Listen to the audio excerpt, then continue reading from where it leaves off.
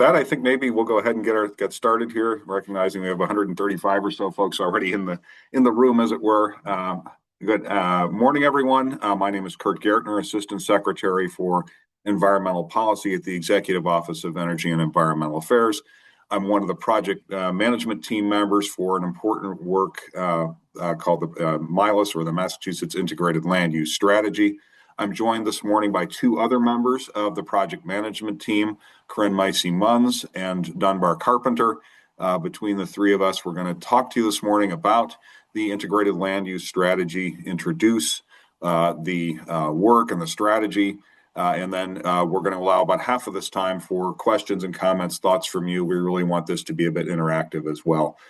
So with that, let me share some slides and walk through the Integrated Land Use Strategy.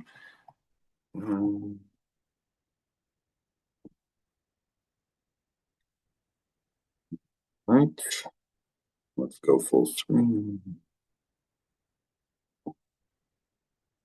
All right, great. As mentioned, we're here today to talk about the Integrated Land Use Strategy. And what we're hoping to do is to give you an introduction to this, really set the stage for future more in-depth conversations about the strategy and about how it is looking to approach development and conservation from the Commonwealth's perspective. So this is a whole of government approach, and it really is something that is intended to do a number of things.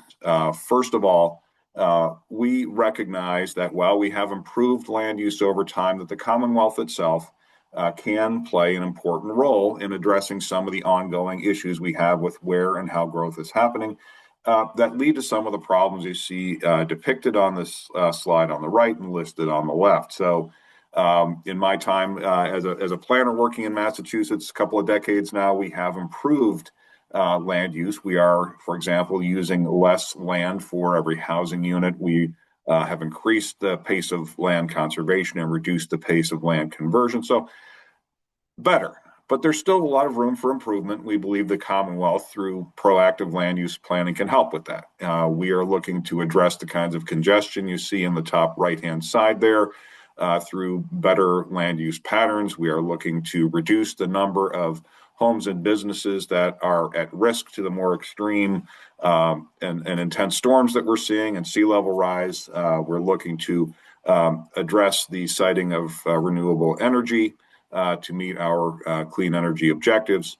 And of course, the Commonwealth continues to, while we are developing land, like you see in the top left-hand side there, we are just not producing enough housing to meet our goals. And we believe that proactive land use planning at the state level to complement the work that's done by the regional planning agencies like MAPC and cities and towns can play an important role.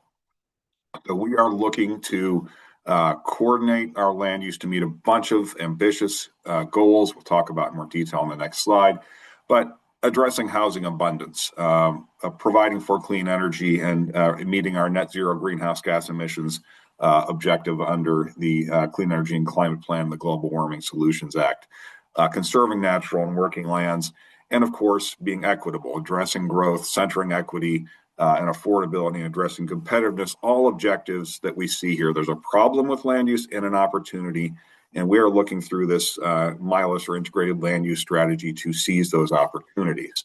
But even more to the point, the Commonwealth has done a lot of proactive planning, has done work that sets some really ambitious goals across a whole different set of sectors across government. And what we are trying to do here is to coordinate, proactively balance key land use priorities to meet the goals of those plans. And there are a few examples on this page. One would be to build the 222,000 homes that our state housing plan calls for by 2035. At the same time, another goal is transitioning from a fossil fuel-based economy to one based on clean energy that requires renewable power.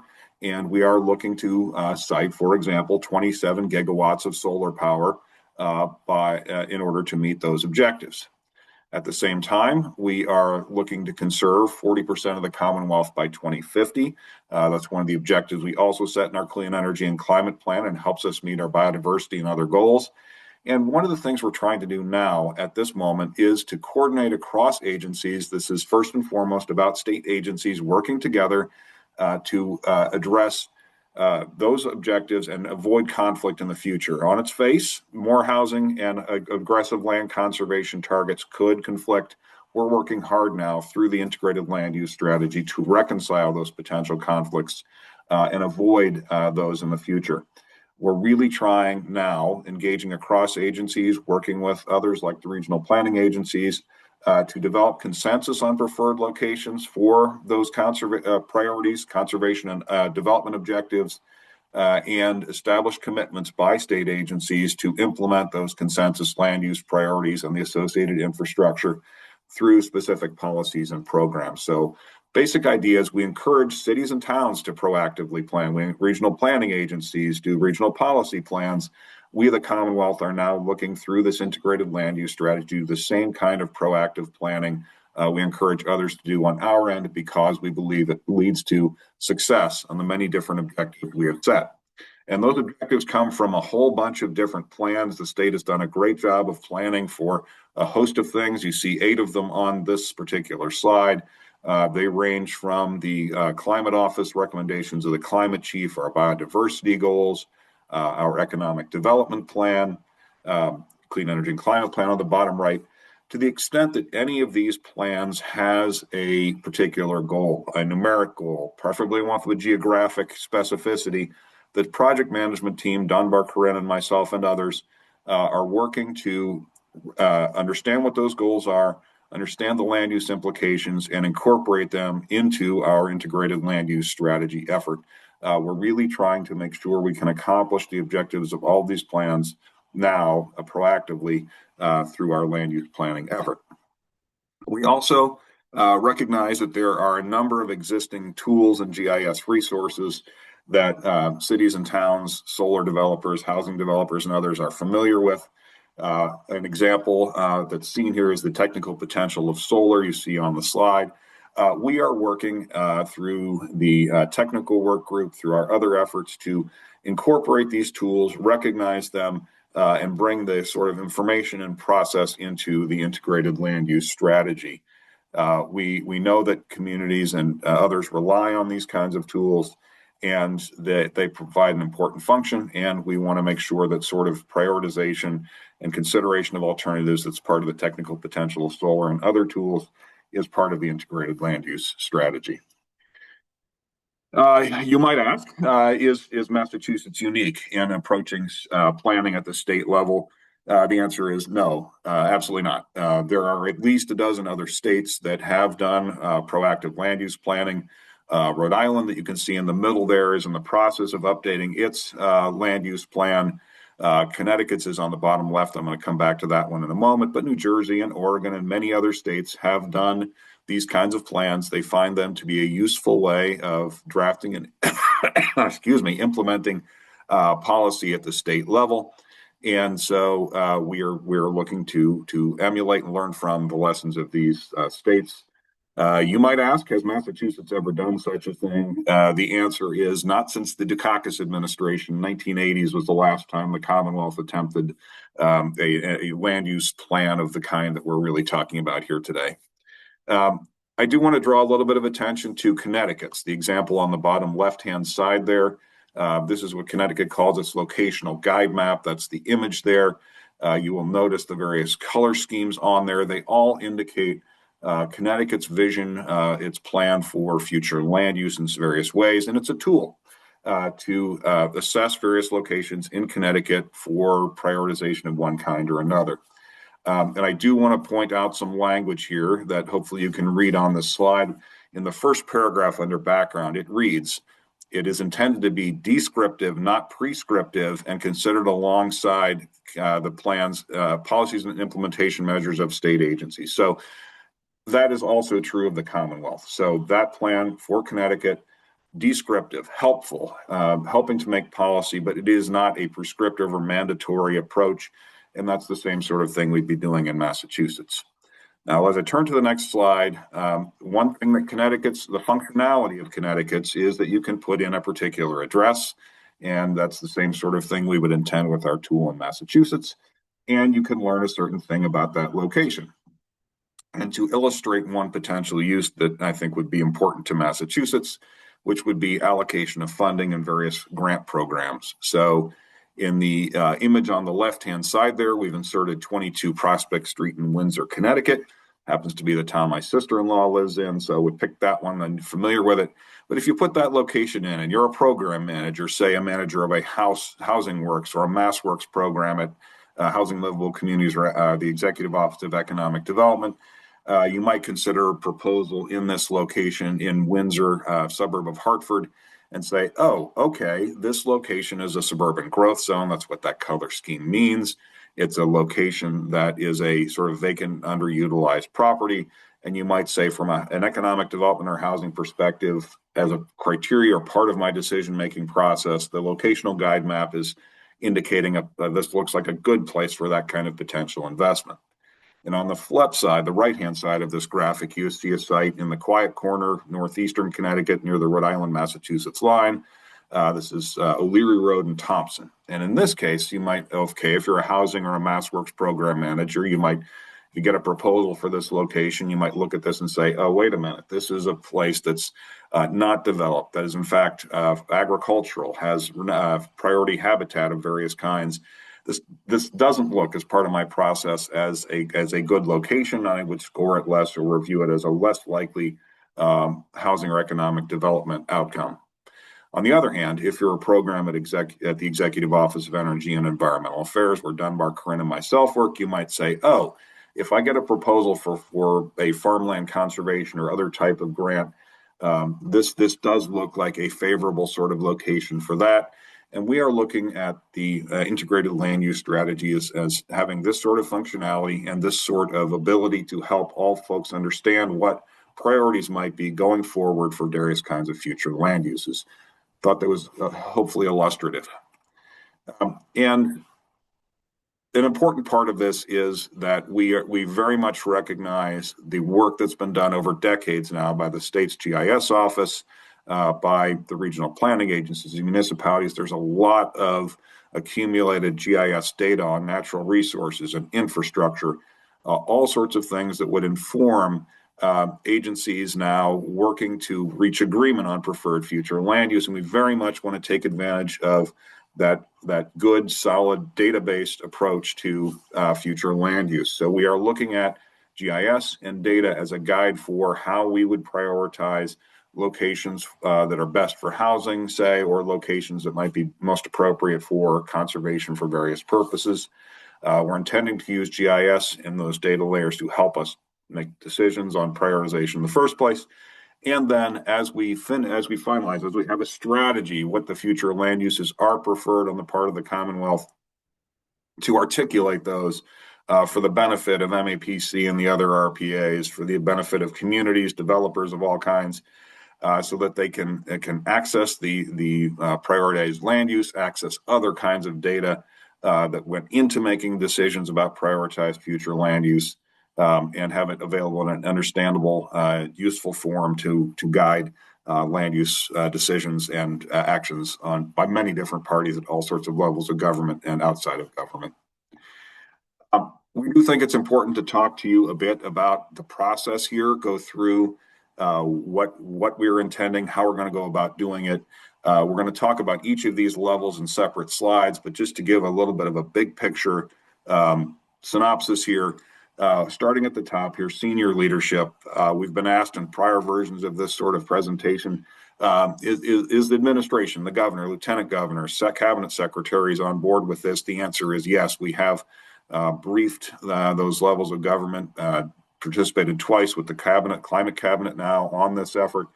And we have a steering committee, folks designated by cabinet secretaries to represent them, to overall provide the kind of decision-making, kind of engagement that agency leadership would be involved in. We also have a project management team. Corinne Dunbar and myself are all members of that project management team that has day-to-day responsibility for this effort. We also have a consulting team, issued a procurement, hired a team led by the Eastern Research Group that also include HR&A advisors the Horsley-Witten Group, and Podziba Policy Mediation. Really, this ambitious process, we really needed help with this. We're really pleased to have hired that group to help us coordinate and facilitate and develop all these kinds of tools and apply the data to producing this outcome. We've organized topical working groups. We're including an integration and technical group. I'm going to talk about those more in a moment on the next slide. And on the right-hand side here, while we've organized around 4 topical work groups, economic development, housing, energy, and conservation, we also recognize that there are some very important themes, topics that we need to reflect and carry through all of these. You can see those on the right-hand side. Equity and environmental justice, climate concerns, transportation, and making sure that we have the ability to provide access to the necessary jobs and services. All of those are important. And finally, stakeholder engagement. That's where we are considering things like today's meeting, like this MILUS 101 session that we're doing today. How do we engage with regional planning agencies, with municipalities, make sure there's an understanding of what we are up to here, and that we have the sort of feedback that leads to a practical, grounded reality in terms of what the outcome of this project is. In a little bit more detail, I mentioned the steering committee. I think these are folks, generally speaking, at the undersecretary level within government. They're meeting monthly, have been for quite some time now. And really, that's the place where we're sort of getting strategic direction, bringing policy concerns, engaging in questions about land use trade-offs as we get more into the integration of priorities from one different type of land use to another. We also have project management team. We are talking multiple times a week, daily, pretty much about how to advance the integrated land use strategy. And really, this group is responsible for coordinating all of this, working with the consulting team and managing all the other efforts that are part of this. We have a technical work group. This is really critical. Dunbar's been a critical member of that technical group because we are so interested in using good data, good GIS process, and providing the outcome in a GIS tool. The technical group is woven throughout this. It's played an important role, has been meeting weekly also for quite some time now, and will continue to do that throughout the process. The technical group, really important to this. And then we've also included an integration team, bringing together the recommendations of the topical work groups. So one group may be prioritizing land for conservation, and another prioritizing those locations most important for housing. The integration group is part of helping to bring that together and produce a coherent whole for the integrated land use strategy. As to those cross considerations, there are some of the kinds of questions we would ask those group are represented here. So, for example, in the case of equity or environmental justice, how can different types of development be cited within areas, gateway cities, for example, that benefit, not burden those populations? Or in regard to transportation, what improvements could be implemented to facilitate growth? We've asked our representatives of agencies and participants from important constituents, such as the regional planning agencies, to help us with questions like these. And in the case of the Metropolitan Area Planning Council, we do have participation from all the RPAs, but in this case, MAPC is participating at least on the technical work group in the form of Jesse Partridge Guerrero, on the energy group in the form of Jolie Curdy, and Angela Brown is participating on the economic development group. So we're really involving staff knowledgeable at the regional level in these kinds of conversations as well. Use cases. One of the really important things we asked ourselves at the outset, and this is a sample of a much larger table, what kinds of users do we expect to be taking advantage of the integrated land use strategy going forward? How would they use it, and what sort of expectations or outcomes would we have for this? So I already used the sort of second line there, state agency program managers. Think of people who are managing, say, a conservation program like the Parkland Acquisitions and Renovations for Communities program or Housing Works. We want them to utilize the integrated land use strategy to evaluate grant proposals, investments in an infrastructure and the like, and that the idea would be that state investments are shared or consistent with the plan to a large degree into the future. Another example would be regional planners, second from the bottom there, relevant for this particular conversation.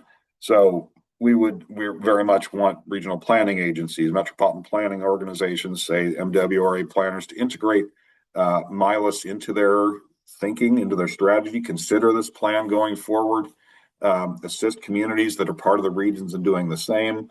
And of course, looking for cohesive actions going forward across a variety of stakeholders. This deck will be shared with you. I'm touching on some of these rows and some of the content, not all, but I wanted to give you a flavor for how we went about thinking through the production of the plan and how it would be used. Anticipated concerns and challenges. So this is a tough effort. It's something that is ambitious. We're trying to get a lot done, meet many goals with a single plan for future land use. And so one of our concerns particularly is coordinating across agencies and bringing a lot of data with different types of data, different schemes into this. And we are working to incorporate the information in a coherent way into agency plans and the like, and to really build a process that helps us develop that GIS tool. Next, of course, another concern is balancing multiple objectives. So 222,000 units of housing and another roughly 600,000 acres of land conservation to meet those two goals. They can be accomplished. There's absolutely room in the Commonwealth to accomplish those things. But we want to balance those objectives, and the challenge will be getting to decisions on future land use that do that in a way that all of the agencies can embrace and implement going forward. And of course, we work to develop an appropriate engagement strategy, resulting in conversations like the one we're having today and some others I'm going to talk about in a minute. To make sure that we're, while this is first and foremost a plan for state government, that we are engaging with stakeholders in a way that really makes clear that folks understand what we're up to, have an opportunity to give us feedback on what we're up to, and that this is realistic in regard to how it would be implemented and reflects proper prioritization that's real for all those users who would be part of the conversation going forward. The desired outcomes, expected benefits. I think of this one as, what would this be like if we have succeeded? How will we know we did a good job? And so first of all, that going forward, agency leaders from cabinet secretaries through to program managers and the like, they look at actions, look at plans, look at regulations. They consider the integrated land use strategy when making their decisions. This isn't saying everything absolutely must be 100% consistent. But if there's a decision to be made that has something to do with future land use, that the tool, the plan is consulted, and that policy choices as to where to encourage growth, how economic development, housing, or conservation is guided by the plan, by the strategy and the tool. And of course, over time, the goal would be land use more often advances the objectives of multiple agencies, is consistent with the integrated land use strategy, and less frequently conflicts, that we really think that we can produce an outcome that will be beneficial to all and reduce conflict. And of course, we want stakeholders, all kinds of stakeholders, to have a clear understanding of our goals, where their funding and other requests are likely to meet success. So if you are a town manager contemplating a MassWorks investment, some economic development infrastructure associated grant, you know where in your community you might be more likely to receive funding from the Commonwealth based on that prioritized land use strategy. And of course, the idea would be that plans, regulations, all sorts of things over time become increasingly consistent with state goals. Development is more fiscally responsible. Think smart growth consistent, all the things you see there. And of course, that because we've thought these things through in advance, the permitting and other development associated decisions become quicker in the future, reducing costs to all associated. Engagement, do want to talk briefly about this. So a lot of this effort is focused on Commonwealth agencies. We're really trying to work across state government, these sort of alphabet soup you see there, IT, energy and environmental affairs, the climate office, housing, economic development, and so on, are all working together here. But there's also a lot of other important stakeholders to the state's plan for future land use. So on the bottom left-hand side there, we do have an outreach and communications plan. We are engaging stakeholders through focus groups on particular things. So, for example, it is likely we'll want to gather at some point, say, solar developers to talk through siting of clean energy infrastructure and how the plan speaks to that. We've already engaged with the Massachusetts Land Trust Coalition, talked to them at their annual state agency land trust retreat about the integrated land use strategy, and the plan is to revisit focus groups like the Land Trust Coalition to talk about the importance of the plan, to get feedback and input on this, and to talk about how hopefully this is something that all would be interested in embracing and supporting going forward. And of course, the regional and local government. One of the points of today's meeting is to have that kind of engagement, work with regional planning agencies. I can say that we have also, in addition to contracting with the Eastern Research Group, we have also contracted with the Mass Association of Regional Planning Agencies, MAPC, and the other 12 RPAs to help us with engagement and outreach, for hosting sessions like this one, participating in work groups, helping us integrate regional land use planning, considering work that's already been done, say prior priority preservation and development area work that has been done by many of the regional planning agencies, including MAPC, recent work, for example, along I-90. And so the bottom right-hand side there, engagement with the municipalities through regional planning that's part of this. Today is what we would call the MILUS 101 or introductory session. We're really trying to get basic understanding. What are we up to? How are we doing it? But this is setting the stage for two more detailed engagements with MAPC and the other RPAs. The first is one we're calling an open house, where we would be sharing and seeking input on data and prioritization of, say, conservation. What data would we use for land conservation, and how is it best prioritized? We're going to talk about how we've engaged through that with the conservation work group and the integration team for your input and involvement. And then finally a draft tool and strategy session, sharing the draft tool, sharing our draft strategy or intentions for future land use for input and engagement. Those last two steps, the open house and draft tool and strategy, those we're working with MAPC on doing those, three of them at each stage. So breaking the 101 big region up into smaller groups for a more focused conversation where we would present some more detailed information and have some engaged conversation. Three different groupings, still working on exactly how the 101 cities and towns would be broken up, but three open houses and three draft tools and strategy sessions to get good input from the MAPC region. To the timeline, I'm going to try and wrap up here. In fact, you'll have this slide. I think the most important thing I can say here is that we intend a draft strategy in the summer frame, and we are slated to produce a final integrated land use strategy and tool around Labor Day of 2026. So we are on an aggressive time frame to do this.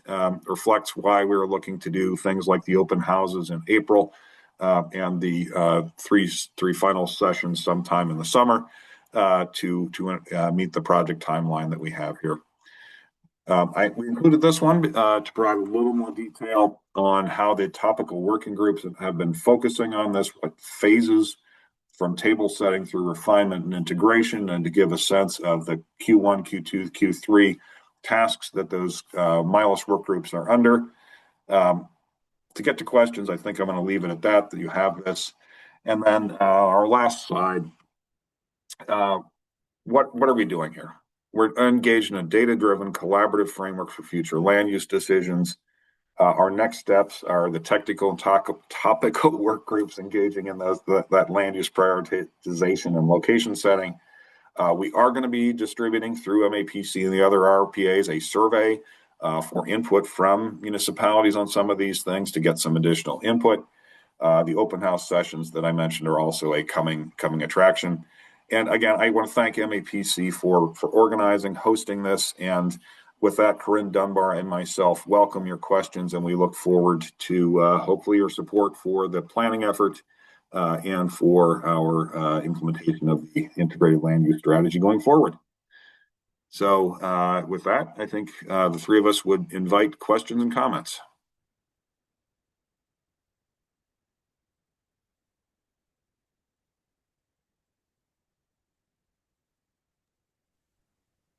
Kurt, while audience members are formulating their questions and raising their hands, I think Josh will call on them in the order in which they're received. I think there's a few questions that are in the Q&A that have been there for a little while that maybe we can address first to give others a chance to come up with their questions. So I'll read you a couple right now. And Dunbar, you might need to also inform some of these given your role with the technical work group. But so the first one is from Barry Fradkin. Apologize for mispronouncing anybody's name. To what extent will this effort help identify and prioritize ongoing GIS data needs? For example, the ortho photos from MassGIS date back to 2023, and land use land cover data hasn't been updated since 2016. Yeah, I'll start that, and Dunbar, I welcome your addition. So because of the time frame we are under, we are not in a position to basically take in a lot of it, procure and take in a lot of additional data. That doesn't mean we haven't recognized the need for a number of additional data sets, one of which is land use, land cover. We have money set aside this fiscal year for some procurement of additional data that has to do with land use, land cover, I should say. Let me not screw this one up. So we're working on land cover data. It's not, so that is part of what we are doing in this particular window. I would invite Dunbar to add to an answer to that question. Yeah, like as Kurt said, we are acquiring new high resolution land cover data. There's also federal land cover data sources that aren't quite at the same resolution as what Massachusetts has for 2016 and what we'll be getting for 2025, but that are also still useful and are likely to be incorporated into MILUS. And hopefully the hope is that MILUS will sort of help identify some of these data sources that may exist, at least currently, outside of MassGIS. Land use and land use data, and I think zoning was brought up in one of the questions in the chat as well, are more challenging and tend to be pretty fragmented and done differently municipality by municipality. But there are efforts underway to try to, including by MAPC, to try to make headway on that. And some of those may come out in MILUS, but I think that's probably a little bit more of a longer term effort. I would use that question to add a couple of things here. One is that we are in fact producing some additional useful information as a part of this. So for example, the presence of infrastructure is very important to where and how we grow. And thanks to work by the Department of Environmental Protection and some of our water policy staff and others, we have been working to produce some additional mapping of the extent of water and sewer lines, and then the addition would be the capacity of those water and sewer systems to facilitate additional growth. So an example of information newly available to inform MILUS that will have many other important applications going forward. So there is some data production, new information coming out of this. And with that, maybe we move to another question. Yeah, so there's a couple more that are tool related, so I'll bundle those.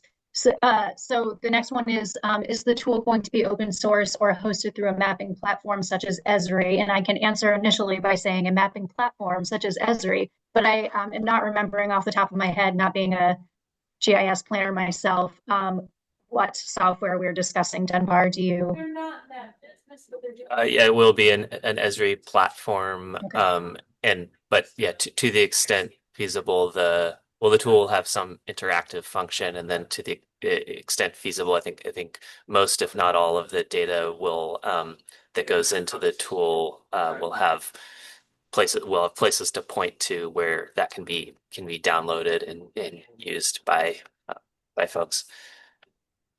Would Oh, go ahead, Kurt. add that the tool we're talking about here would have functionality for those that are not technical GIS users, would not necessarily need to be in a GIS environment to take advantage of the tool and the way in which we would be providing the strategy. So that's important too. Don't need to be have GIS software to do that. Okay, and then last question about the tool for now. If a municipality wanted to verify the accuracy of data included, or they had a correction where they felt like there was an error, or there was an error in how some of the data was reflected within their own community, what recourse would they have to make that correction? I will start by saying that the way that we envision MILUS being used, as Kurt mentioned in the presentation, is as a carrot, not a stick. So we are expecting that municipalities and other project advocates would be relying on MILUS to make the case for any grant applications regarding land use that they were applying for, technical assistance, other aid.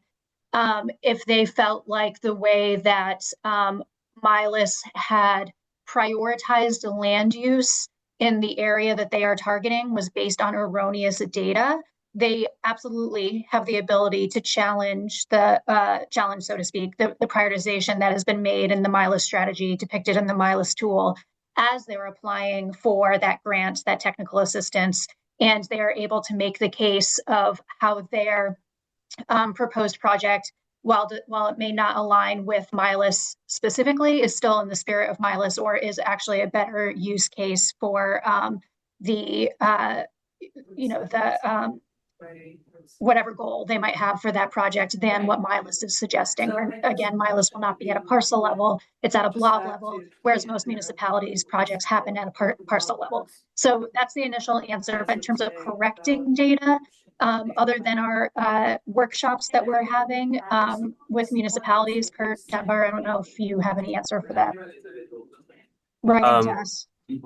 Yeah, I guess I speak to that in terms of the intent of the tool is to be a screening level tool, and anytime we're using data that's mostly it's going to be data that's available at a statewide on a statewide basis, although we're also trying to incorporate to the extent possible data from the different RPAs but it's screening level. There's always going to be errors, especially as you get into very specific geographic situations. And so, we try to have the best available data, but for any given site, any given project, there's going to be additional information that will be important for those sort of that scale of decision. The screening tool is really meant to set sort of high level priorities at a sort of a core scale of identifying general areas that are preferable for certain land uses. So to an extent, yes, we will try to use and improve the data sources that go into this, but it's also just there's inherently going to be small, there are going to be some errors as when you get into specifics. Josh, maybe we turn to some of the live questions. I know Buzz has his hand up, and maybe there are others.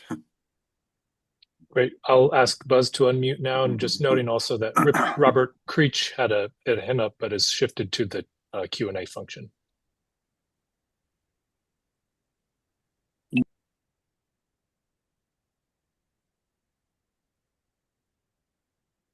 We're unmuted for a sec there, Buzz, I think. Let's see what happens. There we go. There we go. Thank you. First, I want to congratulate the secretary and the three of you for taking on planning at a statewide basis. Resident of Frank Keefe and Doug Foy, I think, were the last two over the course of 30 some odd years. and it's a great effort. Just to pick on Dunbar's last comment, I think it's really important as you roll out this this tool that you collect information that needs to be made more accurate, because as general as it will be used for very specific purposes. And if MILUS is going to be really successful in the long run, it's got to be a dynamic tool that gets better and better as it goes on. So I'd encourage you to do that. My question has to do with finance, with money, of course. And one is the extent to which you anticipate the tool being used directly as a factor in both housing and EEA and transportation funding for projects. But equally important, if municipalities or regional planning agencies, for that matter, were going to use this tool or develop the tool or work to make it more applicable, do you anticipate funds being available to other government agencies to take advantage of this tool or help you refine it? Thank you. Well, I guess to the first part of the question, yes, we absolutely anticipate the integrated land use strategy being part of the funding decision-making process going forward. Many programs now have criteria or that they use to select projects for funding, rank and score, and we would view the sort of geographic information and the outcome of the integrated land use strategy becoming part of the scoring or consideration process for discretionary grant programs in the agencies you mentioned, Buzz. So, and yes, the various cabinet secretaries, that's part of the conversation we've had with those cabinet secretaries and the intent of the programs going forward. As to involvement in the plan going forward, certainly we have at EEA, Corinne manages on our behalf a land use planning program. I would envision grants from that program helping communities, regional planning agencies look at the integrated land use strategy and consideration of it. And I certainly would invite Corinne or Dunbar to add to that answer. All right. I guess I know Eric's got his hand up. Josh, we take Eric. Sounds good. Hey, thanks. Hi, Kurt and team. Yeah, really exciting initiative. Just a question about how you're thinking about those cases, like in a lot of past priority mapping efforts, you have those areas that are somewhat nuanced where some level or some type of development might be appropriate, but there's also considerations, whether it's EJ populations or flooding risk or other natural habitat that we ended up in a lot of past plans calling them combined preservation and development areas. I'm just wondering how you guys are thinking about those kind of places where some development might be appropriate, but some conditions or recommendations on type of development would be appropriate. Well, I think we do foresee some circumstances where an outcome might be partially conservation, partially development. And certainly there'll be circumstances where we might very much want to encourage redevelopment in, say, a gateway city where the existing amount of impervious surface and the associated urban heat island or stormwater issues we would want to basically encourage growth in those locations while recognizing that that's a certain amount of how growth happens there would be important, and to recognize that there be some expectation that growth would deal with those sorts of concerns. Specifically the priority preservation and development areas, we are imminently going to be asking the RPAs to help us get all of those into our GIS environment so that we can consider those going forward. We know, for example, that you've done recent work along I-90, and we know that going back maybe 15 or more years, there are priority preservation and development areas done by the other regional planning agencies across the Commonwealth. Those are something that we will be folding in and considering as we engage here.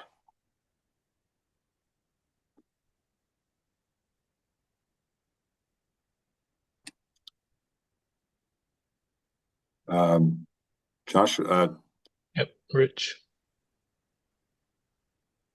Thank you. Well, first I want to say that I am excited about this effort. I think speaking from the local level, I think this hopefully can help move our state in a really solid direction on some of these major topics. I certainly know dealing at the local level, the challenges between, housing production, transportation, energy, and so forth. Really, at our level, you're dealing with residents on a daily basis. It's a lot for them to understand how it's all interplayed and how it works. So, and choices to be made. So I'm really excited. Hopefully this accomplish some great things. I know we'll accomplish some things and hopefully get further along to set our state into a good direction going ahead. So thank you for this effort. Yeah, I appreciate that. One thing to say is we did have presentations by some of the other states that have done this, including, for example, someone from Oregon. And one of the interesting things about Oregon is they did their first plan decades ago, and they have iterated and perfected. And I think that's something we do need to consider here. The strategy will need to accommodate refinement, improvements, different applications over time. So appreciate a couple of folks bringing that up already.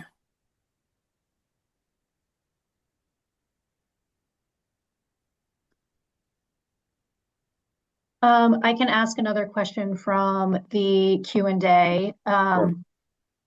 So, sorry, I'm just finishing up typing something. Okay.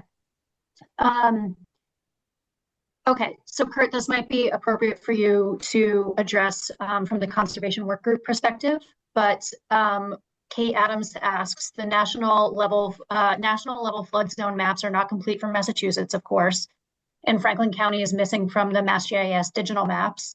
Will MILUS have a comprehensive statewide flood zone data that is up to date? How is the conservation work group discussing that currently?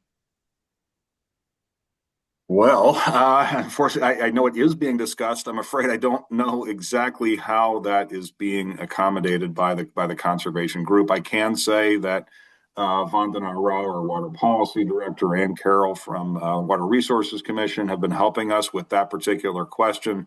But exactly how we're dealing with, and I do recognize that the western part of the state is lacking in terms of that particular data. I know it's being talked about. I know it's being addressed. I can't give you the precise answer. I'm sorry. Okay. I'm answering a question currently about data centers. Is it reasonable to ask about data centers and land use? This is my draft answer, which I'm going to run by you, and you can add anything before I hit send. So I'm saying the Economic Development Work Group is actively considering data centers and other large resource-intensive industrial uses, how best to site them with the least impact to sensitive resource areas and avoiding energy and utility strained locations. Do you have anything to add to that? No, I think you can hit send. Hitting send, great. Okay, there's been an ongoing conversation with Julia in the chat regarding how should municipalities really expect to use the MILUS tool, given that it's a GIS viewer. We already have lots of GIS viewers such as MassMapper, et cetera.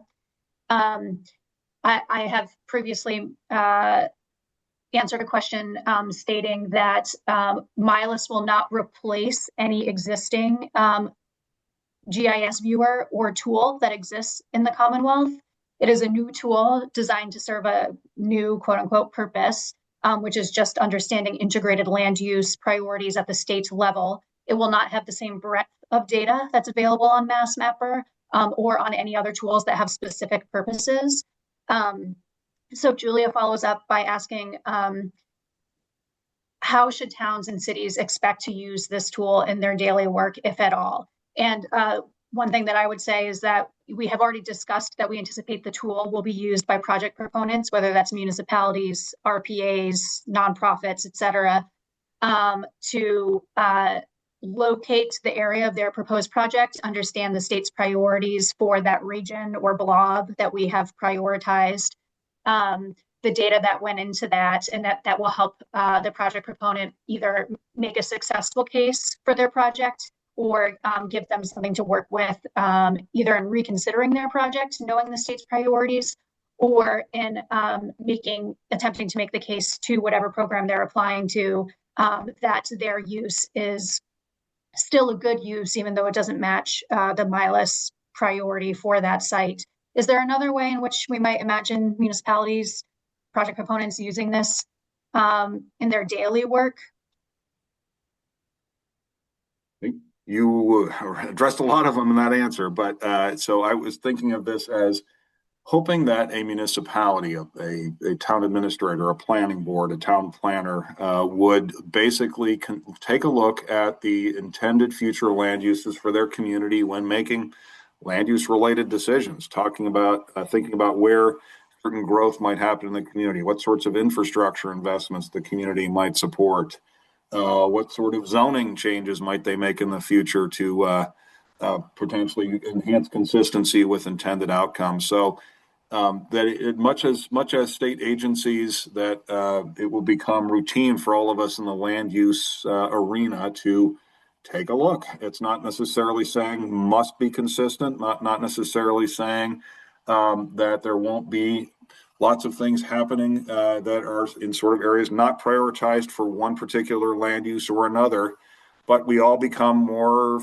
familiar with, consider the intentions. And I'm really hoping that because the state will be putting a little bit of a finger on the scale with its grant making, that this becomes something that becomes routine to look at these sorts of things.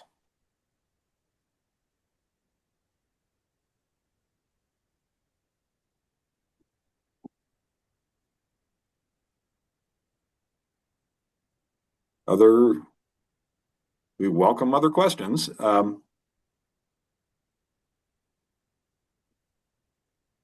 Okay, there's one question, a new question from Matthew Hines in the chat. How much are you working with DOER regarding standards, especially relating to land use for renewable energy projects? We are working hand in hand with DOER regarding developing and qualifying criteria for siting of large energy generation projects such as solar, as well as currently we're discussing some transmission projects as well. But I don't know that MILUS is actively affecting any standards that DOER may or may not be working on right now. They have their own specialized team that's working on that, and MILUS is really about siting and coming up with criteria for siting, not the actual development or building of projects. That being said, the one thing that I would say is, generally we're working from a siting standpoint of standards around avoiding high quality natural and working lands for siting large scale solar, among other types of energy generation projects. But in terms of like actual development standards, that's a little bit too detailed for MILUS. Dunbar or Kurt, I don't know if you have anything to add to that. Yeah, I'll say a few things, and then Dunbar, I expect to add to this. So the implementation of the Climate Act and some of the energy facilities siting board and DOER work is something that myself and Dunbar and many other folks have been paying attention to because it is important to future land use and occurring in parallel. And so the example of the integration would be that Undersecretary Mike Judge, who's part of this, is one of the MILUS steering committee members and also pretty central to the work that's going on relative to the Department of Energy Resources and Energy Facilities Siting Board. Plus, Dunbar, project management team member for MILUS, is also central to the site suitability work that's going on the energy front. And Dunbar, this being something you're very involved in. Yeah, I mean, I think you pretty much covered it. I would just add that DOER, as well as the Department of Public Utilities and staff from the Mass Clean Energy Center, are on the energy work group for MILUS. So we're trying to do the cross-governmental, cross-agency coordination as best we can. Yeah. All right, it looks like that's it for questions in the Q&A. I'm not seeing any raised hands. Well, in the absence of other questions, on behalf of the project management team, the three of us and others, we really appreciate the opportunity to introduce the integrated land use strategy. Obviously, we think this is pretty important work. We will be revisiting MAPC, and I mentioned those open house and draft product presentations, intending 3 at each of those phases to sort of engage in more depth here as regarding data sources and how we're prioritizing and all the variety of things that we've talked about. And so, again, we appreciate this. Lots of folks attending and the opportunity to introduce this. Thank you, Josh and team at MAPC. And we look forward to future conversation about this. Thank you.